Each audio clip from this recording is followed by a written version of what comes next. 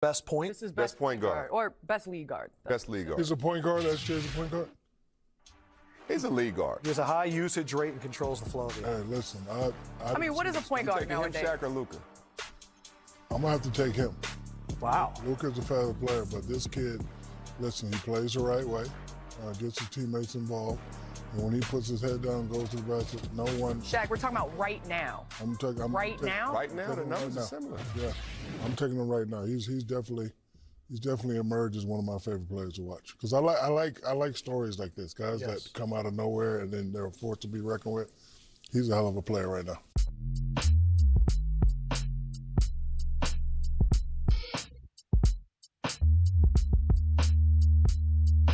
What's good, y'all? Welcome back to the channel. Reese the Sideliner as always, and man, today we are coming to y'all with the half-season awards, man. We are finally at the halfway point of NBA season.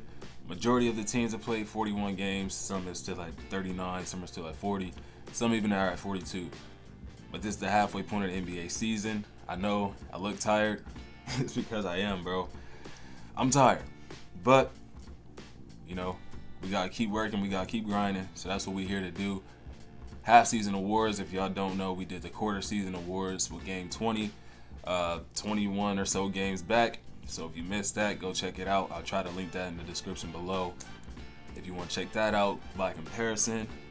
There are some differences, a lot of differences. Some of the things are still the same from the people that we chose in the quarter season. But without further ado, if you are new around here and you enjoy NBA content, that's what the basis of this channel is. So go ahead, hit that subscribe button, man. If you like the video, you know, drop a like. Show your boys some love, some support. Let me know who y'all have as MVP, whatever, for these half-season awards. Let's get into it, man. Also, shameless plug. Before we get into it, I'm sorry. I have my own show now. We have 2 episodes knocked out thus far. It's called The Sideline Perspective. It's a play on my name, Reese the Sideliner, obviously. Go ahead and tune in, bro. Every Saturday, we try to drop it by 5 o'clock. We have missed that window both times, but this coming Saturday, we gonna be all right. We're gonna drop it at the latest 6 p.m. Eastern time. So make sure you tune in to that. Let's go ahead and get into these half-season awards, though. Okay. I'm not gonna lie, it's a little controversial. A lot of these picks are. This is just my personal opinion on these players and what has been transpiring over these last 21 games. So don't hate me for these picks. Obviously, you gotta start off top with the most, important award in my opinion, which is MVP, the most valuable player of the league. And we start with the Eastern Conference, man. I went with Giannis Antetokounmpo.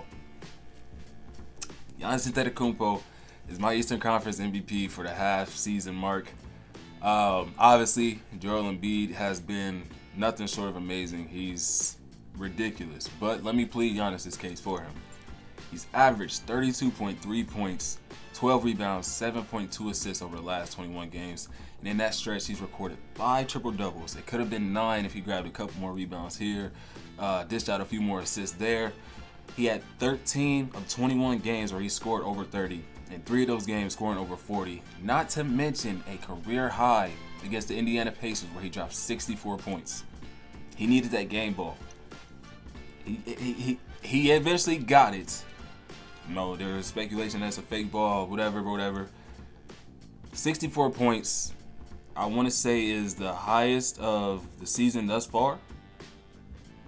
Yeah, I want to say he has the most points scored thus far this season with that 64. And it just so happened to have happened in this last 21 games. Even with a guy like Dame, an All-NBA guy, perennial All-Star talks, first option kind of player, he's still being Giannis Antetokounmpo completely. Obviously, the defense isn't as great as it was in the past when he was winning Defensive Player of the Year, but he doesn't really need to. They have Brook Lopez, who is a tremendous defender protecting the rim. So yeah, Giannis is still that dude on defense, but he doesn't have to be every night. But his offense, especially when you consider how well he's been able to play make with a dude like Dame. Like, we knew the possibilities of this duo and this tangent, but the way that he's just been able to dominate, like Dame is not even there, honestly, like it's impressive, and that's why I crowned him my MVP for this half-season awards. Even in a few games where Damian Lillard has 30 points, Giannis is right there matching him with 30 of his own. After a 5-4 start to the season, they were able to rattle off 4 straight wins. They got it going. They figured out a recipe. After ending the streak to Boston, after that 4-game win streak, they lost to Boston. They went on another stretch of 14-3 and a 7-game win streak sprinkled in there. He's 4th in scoring currently, 6th in rebounding, 9th in field goal percentage with another All-NBA guy playing next to him. That is like ridiculous to think about. Looking across the board at his statistics for his entire career since he's hit that superstardom, this is no different than any other season. He's still getting very similar shot attempts. His rebounds look the same. His points, his assists, everything is still the same. And that is why I can give this award to Giannis Antetokounmpo for my half-season MVP. Now, I'd be a fool to discredit what Joel Embiid has been doing. He's been playing ridiculous, bro. Ridiculous. He's the best scorer in the NBA right now since November 15th. He has yet to have a game where he scored under 30 points. Since November 15th, he has yet to score less than 30 points in a game. He has just 5 games like that this season where he scored less than 30 points. I don't think he scored less than 20 for the entire, no, I know for a fact he has yet to score less than 20 for the entire year. So he's good for 20 to 30 a night. In December alone, he averaged 40.2 points, 12.6 rebounds, 4.9 assists, 2.1 blocks, 1.4 steals on 60, 42, 92 splits. In 4 of those 9 games, he shot well above 65%. In 2 of them, he dropped 50. Like that, I kind of felt stupid making my decision to give it to Giannis because of how crazy Joel Embiid has been. But like I said, Giannis still being able to be Giannis with a guy like Dame, who although hasn't been the Dame that we are accustomed to, this is an adjusting Damian Lillard, so to speak. He's still Damian Lillard. He still goes out there and give you 25, 30 point games here and there. So that's why I gave it to Giannis. But man, Joel Embiid, bro, he scored 2 50-point games in a month span. One single month, he dropped 50 points twice. He's done that twice now in his career, this year and last year. I'm just saying, man. I'm just saying, like, he is dominant as hell on the offensive end, bro. In the 3 games that he's played in 2024, he's averaging 34 points, 11.7 rebounds, 5.3 assists, 2 blocks, a steal on slightly less impressive splits of 50, 36, 83, putting up a triple-double against the Bulls to open up the year after missing 4 straight games where the Sixers went 2-2. When Joel Embiid is playing, the Sixers are 22-6. When he's not, they're 3-7. However, he only has a few more games that he can miss before he's ineligible to make the All-NBA team, before he's eligible to be considered for MVP. He has 7 games left on the year that he can miss before he's disqualified from MVP race, MVP talks. That may seem like a lot, but the fact that he missed 4 straight, that was kind of overkill, maybe. Y'all could have saved a couple of those games, maybe 1. You could have 8 games left. Y'all could do a 1, a 2, a 1, a 2. Spread it out a little bit, but 7 games left on the year that he can miss with 41 games left on the year, it's kind of scary. So, I don't know. Well, for Philly, they have 44 games left. 44, 43 after tonight. So, hopefully Joel Embiid can stay within the lineup, stay healthy, and things of that nature, so he can possibly repeat as MVP. That will cement his legacy as a big, that would make him one of the greatest bigs of all time. Getting that back-to-back MVP. That would really put him up there. Moving on to Rookie of the Year, man. There's only one guy that you even really have to consider for the Eastern Conference, and that is Jaime Jaquez Jr. Averaging about 16 points a night, 4 rebounds, 3 assists. He's playing very much like a 2-3 year seasoned vet, bro. He's looking like a guy who, like I said, he's been in the league a couple years that's really finding his stride. 4 years at UCLA really did him justice because it's really paying off for a rookie to be coming in with the footwork that he has, the IQ that he has, the scoring ability that he possesses. This should really, make teams reconsider taking a chance on those 4-year guys, those older guys coming into the draft, if you're in a win now situation like Miami has been essentially since 2020. So hell of a pick for them in the draft. Obviously, that was months ago in June, July, whatever. Hell of a pick for the Miami Heat, and they saw the writing on the wall with this dude. They knew he could come in immediately and make an impact, and that's exactly what he's been doing. Going all the way back to November 18th up until exactly a month later, December 18th, Jaime Jaquez scored in double figures for every one of those 13 games. And since the turn of the calendar year, has yet to score less than 10 for those 7 games that he's played in. This dude is a real deal, 6-man, come off your bench, spark plug type of dude. He's not, over the top flashy. He's not crazy athletic. He does have bounce, and he can, sit down on defense and make the right play time to time, again and again. With that Miami Heat culture ingrained in him over a full offseason summer, not being a consistent threat from deep. He's currently just shooting 31%. I feel he could really take that next step in his second year, his third year, and be at least at league average, to where you have to respect his shot at the least. Nonetheless, if you put him at the free throw line, though, he's going to knock that down. 85% for December on about 4 attempts a night, but it's dropped to about 76 since the calendar year. That was just, he had one game where he went 6 of 9 shooting. So other than that, he's an 80+ free throw shooter on average. So Jaime Jaquez is my rookie of the year for the Eastern Conference. I'd be remiss if I didn't mention his game on Christmas against the Sixers, where there was no Jimmy in the lineup. Joel was out for Philly. He scored 31 points, grabbed 10 rebounds, shot 100% on 8 free throws, and was 11 of 15 from the field, helping give them the win.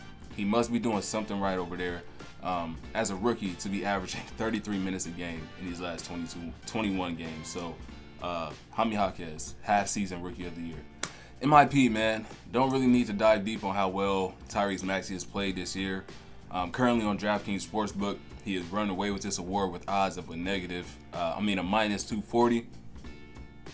Closest guy next to him would be a plus 300 in Alperen Sengun, but he's a Western Conference player, so that disqualifies him for that. So the two guys out east closest to Maxey in odds with just overall counting stats to be considered would be Scotty Barnes and Kobe White, who are tied with plus 1,600 odds. So Maxey's really running away with this award, especially because the Toronto Raptors and Chicago Bulls are really these two teams that have been in purgatory, essentially, like I've mentioned numerous times, where you just don't know what to expect from the front office on the off season. During the regular season, you just don't know what to expect from the Chicago Bulls and Toronto Raptors. Obviously, Toronto has made that step and going into rebuild mode by trading OG for Quickly and RJ, so they are trying to figure things out. But anyway, Maxey has steadily been averaging around 25.5 points a game over the last quarter of the season, with about 6.5 assists, 3 rebounds, a steal and a half on 42, 37, 85 splits. As I mentioned earlier, Joel's missed 10 games this year. 7 of those games coming in the last 10. He missed 7 games in the last 10 that the Sixers have played, where they went 3-4 with Maxey being looked at as the main offensive guy. as opposed to the second option with Joel Embiid on the floor. And he had some decent outings, most notably the overtime loss to the Hawks, where he put up a near triple-double of 35 points, 9 assists, 8 rebounds, and 4 steals as well. He, however, did foul out of that game, but nonetheless, his play has been stellar for this last quarter of the season, and that's why he is the Sideliner half-season most improved player, just like he was for the quarter season awards. He was my most improved player for that as well. So double, back-to-back for Tyrese Maxey, the first player to do so of the Sideliner award. So tip my hat to you, brother. And it ain't just because his name is Tyrese, all right? The dude's been hooping. Sixth man of the year, man. Since Quickly was traded to Toronto, he's become a starter. So, he was head above water, running away with this award, in my opinion, for sixth man of the year, in the Eastern Conference at least. But like I said, now that he's in Toronto as a starter, still Eastern Conference, of course, but he's starting. So he's no longer in discussion for that award. He had to go with Bogdan Bogdanović of the Atlanta Hawks. For the month of December, man, he was a problem for the opposing defense with his scoring. He's averaging just above 20 points a game on 41, 36, 88 splits. But unfortunately, his solid play, along with Trae Young, has not amounted to wins. They've been pretty bad, bro. Like, pretty bad. But he was showing up to play. Atlanta really hasn't figured out what to do since the DeJounte Murray trade. It looked okay last year. It's looked a lot not okay this year. He is actively on the trade market right now. Could be a Los Angeles Lakers sooner than later. But Bogdan Bogdanović, over his last, scored 20 in his last 8 of his 12 games played. But he cooled off a little bit since 2024 began. So in December, like I said, he was on a heater. 8 of his 12 games played, he scored over 20. But he's cooled off since the calendar year. And he managed to drop his third 40-point game of his career during that stretch where he hit 10 threes in that game, but the team still managed to lose. This wasn't supposed to go that way, where I was, kind of bashing Atlanta. I was supposed to be giving him his flowers, his praise.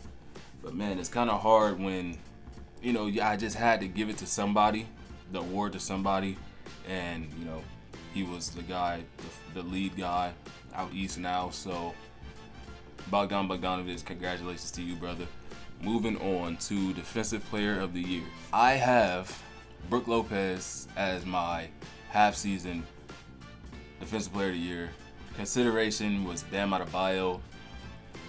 But, he's averaged just a block and a steal over the last quarter of the season. That's cool, but by comparison, Brook Lopez has been that dude, bro. Like, I don't know if y'all been under a rock or not, but he's like a top 3 paint protector in the entire league right now.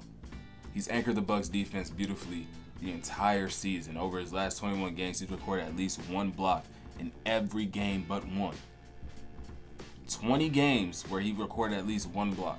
Numerous games over those stretch, he's had 12 games with 3 blocks, 7 with 4 or more blocks, and 4 games with 5 or more total blocks. It gives him an average of 2.8 blocks for the last 21 games. He averaged 3.5 in December alone.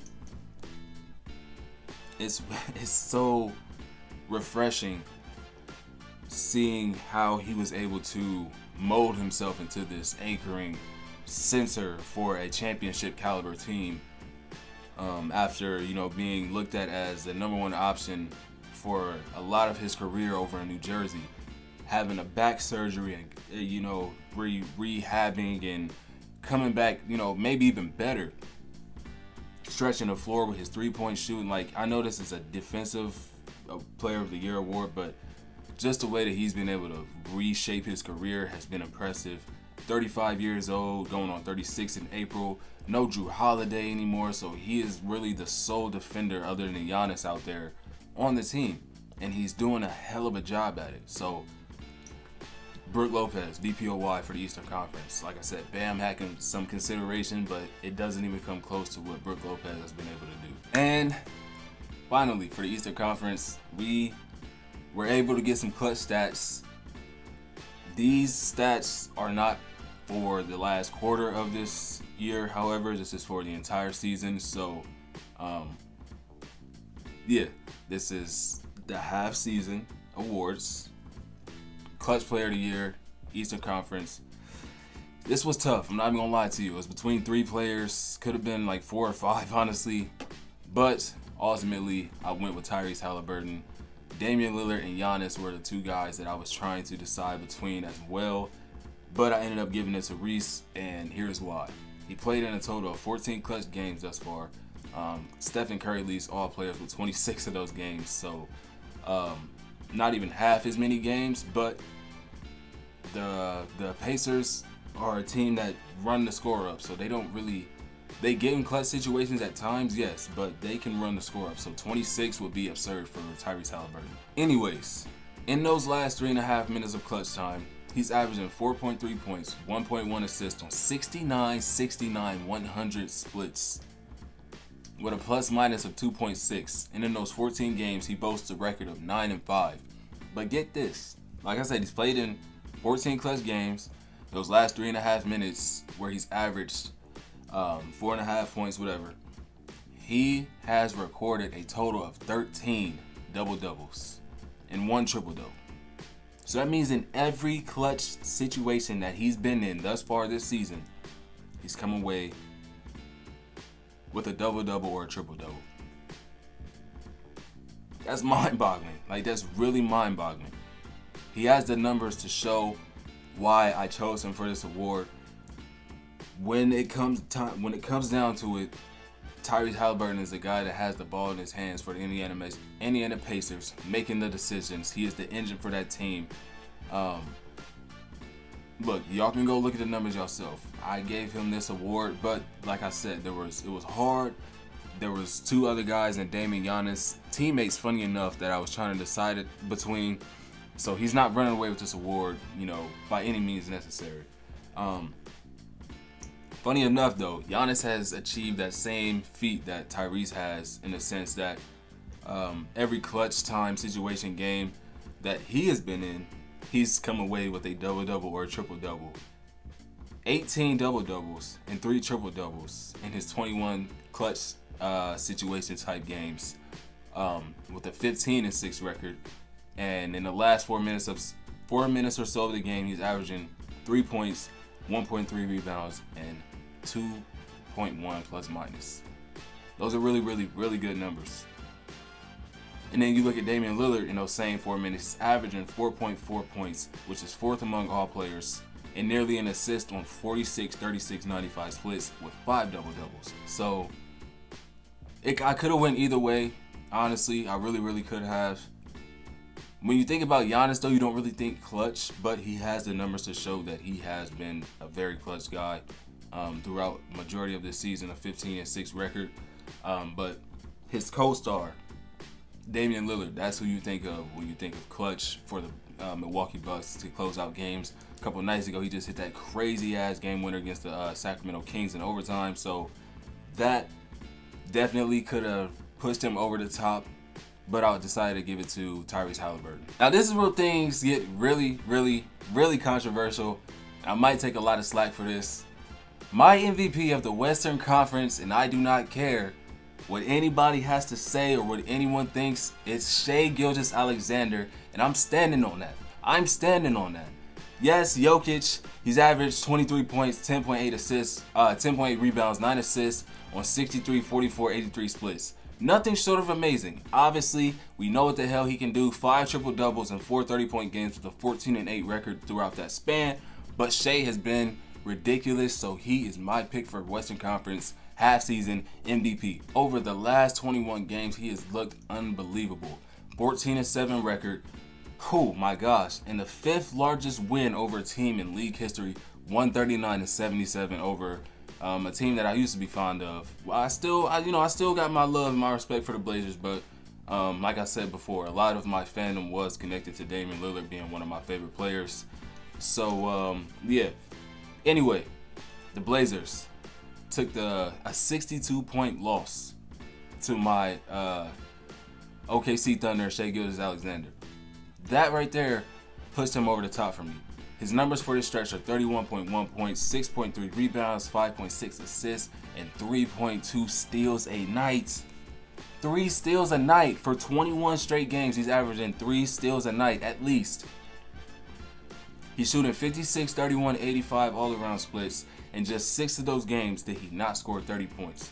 It felt like every single night he was due for 30 points. It didn't matter who his matchup was. This dude has put on some really ridiculous performances, and I can't really put into words what I've been witnessing, what he's been able to produce. But when you really sit and look at the framework, what we had to go through over the last couple seasons, we drafted Chet last year. He had to miss his entire rookie season because of that foot injury. We were a play-in team. We were the 10 seed, I want to say. 9-10 seed. And now, a year later, adding Chet Holmgren. That's literally all we did was add Chet Holmgren. And Shai is taking a step into superstardom. That's all we did. And we're the 2 seed out west. We've been the top 4, a top 4 team the entire year. Early on when we were the 1 seed, I'm like, I don't know. I don't know if this is sustainable, bro. It's sustainable. And it's because of Shai Gilgeous-Alexander. I am forever grateful for Paul George being traded to the Clippers from my team. Forever grateful. Because we got a guy in Shai Gilgeous-Alexander. We were able to draft Chet Holmgren. We were able to draft Jalen Williams. That, like, I don't care if it's bias attached to it or not. I don't think it is. There may be a little bit. But Shai Gilgeous-Alexander, in my opinion, and if you really just want to be a basketball mind, he is the best Western Conference guard in the league. Right now. Over Stephen Curry. Over Luka Doncic. Shai is number 1. Over Devin Booker. Shai Gilgeous-Alexander is that dude. And the reason that I give him that nod, mostly, is not just because what he can do on offense, but like I said, he's averaged 3 steals a night for the last 21 games. The two-way ability with the dominant force that he is on offense, that puts him over the top. Even Shaq agrees with me. Listen to him. Best point? This is Best point guard. Or best lead guard. Best league guard. He's a point guard. That's Shai's a point guard. He's a league guard. He has a high usage rate and controls the flow of the Hey, game. listen. I mean, what is a point guard Taking him, nowadays? Shaq or Luka? I'm gonna have to take him. Wow. Luka's a faster player, but this kid, listen, he plays the right way, gets his teammates involved, and when he puts his head down and goes to the basket, no one. Shaq, we're talking about right now.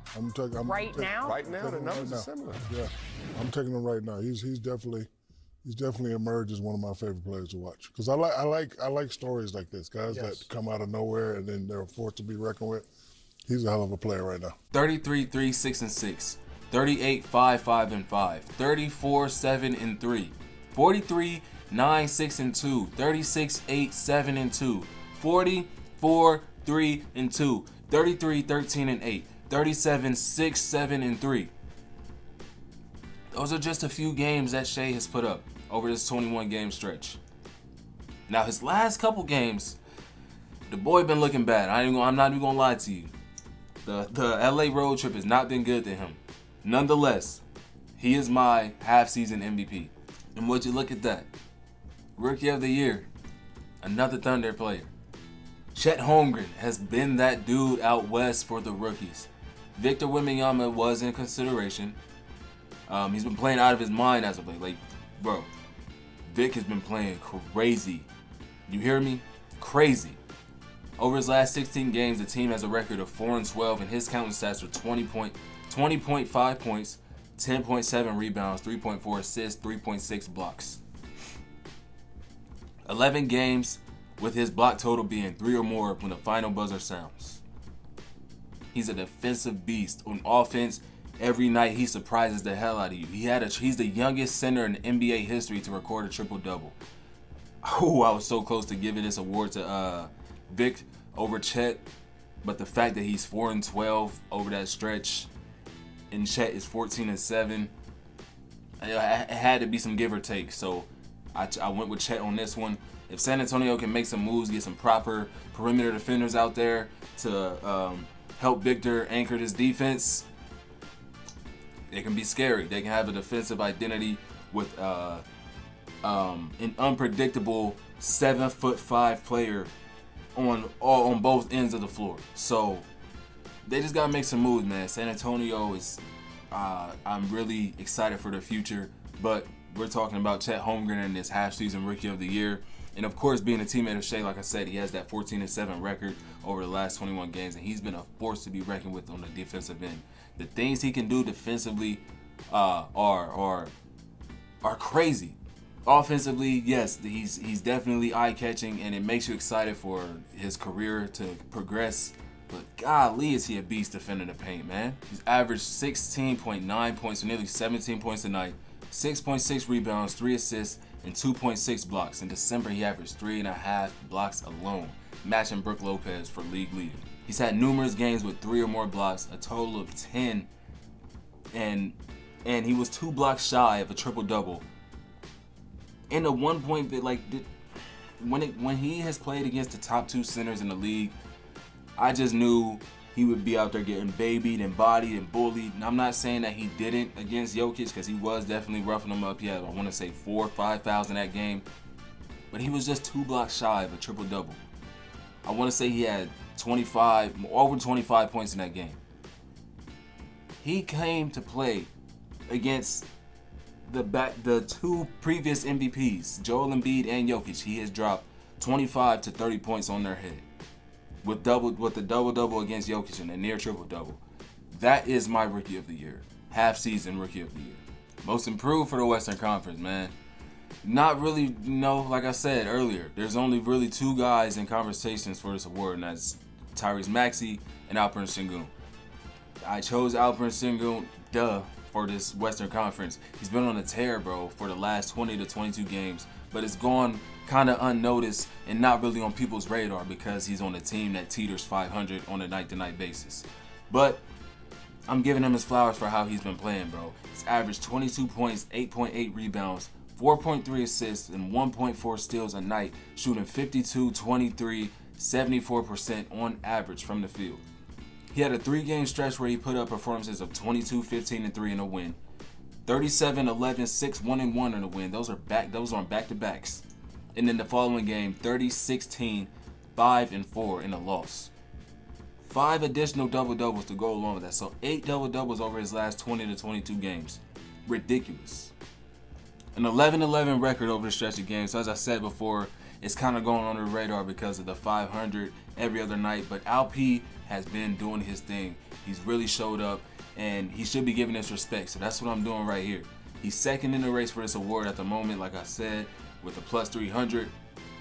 But if Houston was able to, put together a nice stretch of games, possibly still a top, 6th spot and sneak into the playoffs by the end of the year, I could see Alperen Sengun winning that award just because, I don't know. You got Joel Embiid in MVP conversations. It's kind of controversial with, the foul baiting, and people don't like the certain things that he does. So they might not want to give it to Maxey because they're tired of whatever. I could see Alperen Sengun possibly winning this award when it's all said and done. All right, man, we in the final stretch of the video now. 6th man of the year, Tim Hardaway Jr. I did consider Malik Monk as well. He's looked amazing all year long, especially over this recent quarter of the season. His last 21 games, he's averaged nearly 17 points, 6.2 assists, 2.4 rebounds, and since the start of 2024, he's been locked in defensively. He's averaging a block and nearly a steal a game. In the month of December alone, his shooting splits were phenomenal, nearly 50, 40, 90. Off of your bench, he's shooting nearly 50, 40, 90, bro. It was he ended up with 49% from the field, 42 from 3, and 90% from the field. But to average that out with his games in January, he's shooting 45, 38, 83. But still pretty damn solid numbers coming off your bench. However, I gave it to Tim Hardaway Jr. simply because of the 41-point game that he just had the other night alongside of Kyrie Irving with no Luka Doncic in the lineup. He has averaged over the last 20 or so games 19.5 points, 3.8 rebounds, 1.7 assists with shooting splits. I'm upstairs now, so we hear out the window. Shooting splits of 43, 36, 87. Just barely above 500 in those games though, 11-9 record, but he has been as consistent as they come. He's had 9 games where he scored over 20 points or more, and 4 of those games putting up over 30, one of those being the 41 piece from the other night. In just 3 of those games, or just 3 instances on the year where he didn't score double digits for this last 21 game stretch. But the performances, those other performances every other night outweigh those 3 games where he didn't put up 10 points. His impact off the bench is exactly what Dallas needs, being that third scoring option, being able to give you 15, 20, 30 points a night on any given night. But they add a guy like a Pascal Siakam who is really that third option, shouldering that scoring load. Oh, the defensive end, the playmaking, he ain't got nothing to worry about but scoring. And that should be the main objective for the Dallas Mavericks, is making sure they have that guy that can come off of the bench and be able to provide you that spark alongside of, having a top-heavy team, so to speak. Rudy Gobert, man, Defensive Player of the Year out West. What can I say? He's leading the #1 defense in the entire league. Considered, Chet for this award. He's been crazy as hell, like we just talked about. And Anthony Davis. But Rudy Gobert, he's the best defensive player on the best team in the league with a top 5 defense, actually #1. So this is a no-brainer. He's a dominating force down low on the glass and protecting the rim. He's second in rebounds this season to only Sabonis with 12.3 a night. A smooth 13 points to go along with the boards, 1.8 blocks, and a top 6% in field goal percentage at 63%. Those are his season averages. No one expected the Wolves to be where they are right now. As a 1 seed, the second best team in the whole league right now, nobody could have expected that. Yes, a lot of it has to do with the emergence of Anthony Edwards, but then a lot of that is the anchoring on the defense by Rudy Gobert. The team as a whole allows just 107.3 points a night, which is the league best, and he's a huge reason for that. And without the defense, this team wouldn't be #1 in the West. I'm gonna just keep it a buck. We already talked about Chet's defense earlier. Anthony Davis has been amazing as well over the last 20 or so games. 2.4 blocks, 1.3 steals, but it hasn't amounted to wins. 9-11 record over that time, while Minnesota is 13-6 with Rudy in the lineup. And last but not least, to close out the awards for the half-season awards, Clutch Player of the Year for the Western Conference, Kyrie Irving. Kyrie Irving. I considered Malik Monk, which is crazy because he's a 6th man. Malik Monk got consideration for Clutch Player of the Year. But back to Kyrie. 10 clutch situation games for Kyrie, and he's nearly perfect when it comes to them. He has a 9-1 record. In the last 3.5 minutes, he's putting up 4.4 points a night. Or in those situations, he's third. That makes him third in the league on 54, 42, 93 splits, and he has three double-doubles with a 4.9 plus minus, which is the 5th highest among all players. When it's time to close it out, he gets the job done. 9-1 record, that speaks for itself. You could make the case for Malik Monk as well with the 9-5 record in his clutch game situations, averaging 4.2 points, 1 assist on 47, 28, 88 splits with a double-double and 1.4 plus minus in the last 5. But the 9-1 record, Kyrie Irving took that award home. That's going to do it though, man. Half-season awards for your boy. We took a different approach this time, definitely, than last time, but pretty much still the same criteria. A lot of different players were considered. Some players kept their respective awards, like a Tyrese Maxey, but then you had dudes like Joel Embiid, who I gave to last time. Giannis took it this time. We didn't have clutch players, so you know, we just gonna keep getting better as we go along. Hopefully next time it'll be on the Sideline Perspective. Like I said, shameless plug. Go ahead and check me out every Saturday at 5 p.m. But with all that being said, subscribe to the channel, like the video. I'll catch you on the next one. Let me know what y'all think, man. Comments always open. I'm always replying. I'm out. Peace.